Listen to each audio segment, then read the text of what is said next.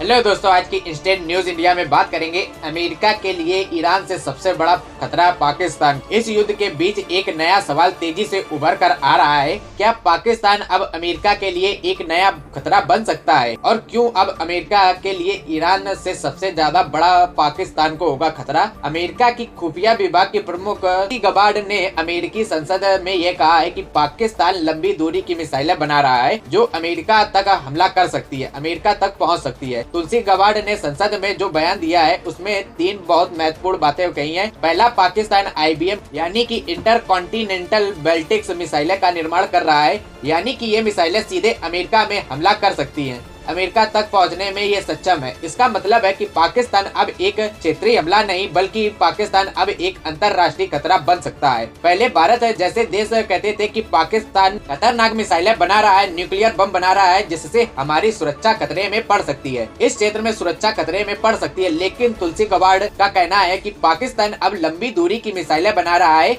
और ऐसी मिसाइलें जो अमेरिका तक पहुंच सकती हैं। आपने कभी सोचा है कि ईरान सीधे अमेरिका पर हमला क्यों नहीं कर पा रहा है? क्योंकि ईरान के पास एक भी ऐसी मिसाइलें नहीं है जो अमेरिका तक पहुंच सके, जिसकी रेंज इतनी ज्यादा हो कि ईरान में अमेरिका की दूरी 11,000 किलोमीटर है और ईरान के पास इतनी दूरी की एक भी मिसाइल नहीं है, लेकिन पाकिस्तान बना रहा है। दूसरी बात, तुलसी गबार्ड ने अनुसार रसिया, चीन, नॉर्थ कोरिया, ईरान और पाकिस्तान तेजी से ऐसी मिसाइलें सिस्टम विकसित कर रहे हैं जो परमाणु हथियार ले जाने में सक्षम है। यह देश ऐसी एडवांस्ड मिसाइलें बना रहे हैं जो अमेरिका के एयर डिफेंस सिस्टम को चकमा देकर हमला कर सकते हैं। इसका मतलब है कि अब अमेरिका में हमले का खतरा बहुत बढ़ता जा रहा है और जो खतरे के नाम हैं उन नामों में पाकिस्तान का भी नाम है। आज जरूर पाकिस्तान अमेरिका की टीम में खेल रहा है, आज जरूर अमेरिका और पाकिस्तान के बीच दोस्ती है, लेकिन पाकिस्तान पर भरोसा नहीं किया जा सकता है। पाकिस्तान कभी भी पलट सकता है। अगर पाकिस्तान जिस दिन पलटा उस दिन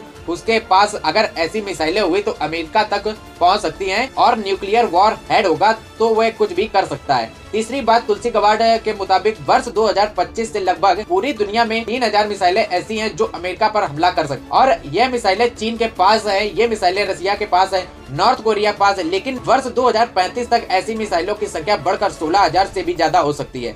अब तुलसी गबार्ड ने क्या बयान दिया है, सुनिए उनका बयान। Risk broader in scope by seeking new capabilities in kinetic and cyber warfare. Our nuclear deterrent continues to ensure safety in the homeland against strategic threats. However, the intelligence community assesses that Russia, China, North Korea, Iran, and Pakistan have been novel, advanced, or traditional missile delivery systems with nuclear and conventional payloads that put our homeland within range. The IC assesses that threats to the homeland will expand collectively to more than 16,000 missiles by 2035, from the current assessed figure of more than 3,000 missiles. The IC assesses that China and Russia are developing advanced delivery systems meant to be capable of penetrating or bypassing US missile defenses. North Korea's ICBMs can already reach US soil, and the IC assesses that it is committed to expanding its nuclear arsenal. Pakistan's long-range ballistic missile development potentially could include ICBMs with a range capable of striking the homeland. The IC assesses that Iran has previously demonstrated space launch and other technology it could use to begin to develop a militarily viable ICBM before 2035, should Tehran attempt to pursue that capability. However, these assessments will clearly be updated as the full impact of Operation Epic Fury's devastating strikes on Iran's missile production facilities, stockpiles, and launch capabilities is determined.